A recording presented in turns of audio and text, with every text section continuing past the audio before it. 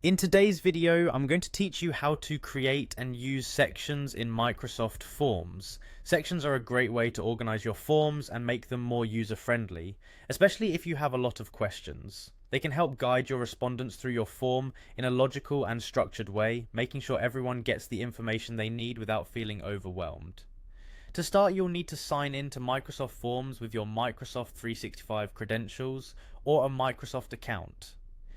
If you're already using Microsoft 365, you might see Forms in your app menu, but you can also reach it directly by visiting forms.office.com. Once you're signed in, you'll be greeted with your main dashboard where you can see all forms you've created or have access to. Now let's navigate to the particular form you'd like to work on. If it's a form you've worked on recently, it might appear right on your dashboard. Otherwise, simply browse through your forms until you find it. Inside your form, look for the plus sign or the Add New button. This is your gateway to adding various types of content to your form, such as questions, text, and of course sections. Once you click on it, you'll see a list of options, and you want to select Section from that list.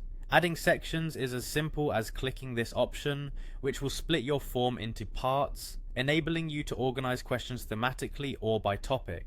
After adding a section, you are prompted to name it. In the title field, enter a descriptive title that reflects the type of questions your respondents will find within this section. An optional subtitle can be used for further clarification or to encourage responses. This is useful if you want to set the mood for the questions or give extra guidance, ensuring respondents know what to expect. Now it's time to add your questions. Within each section, click on the same plus sign we used before and begin adding questions just like you normally would in any part of the form. Sections are handy because they help you and your respondents focus on a limited number of questions at a time, avoiding long scrolling experiences. And remember, you can repeat these steps to insert additional sections whenever necessary. This feature is especially helpful if you're working on surveys or forms that span several topics, allowing you to maintain a clean and organized format.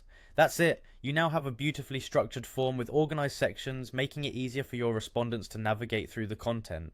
Using sections not only improves the aesthetic of your form, but also enhances the respondent's experience by making it clear and easy to follow. Thank you for watching, and I hope this helps bring order to your Microsoft Forms.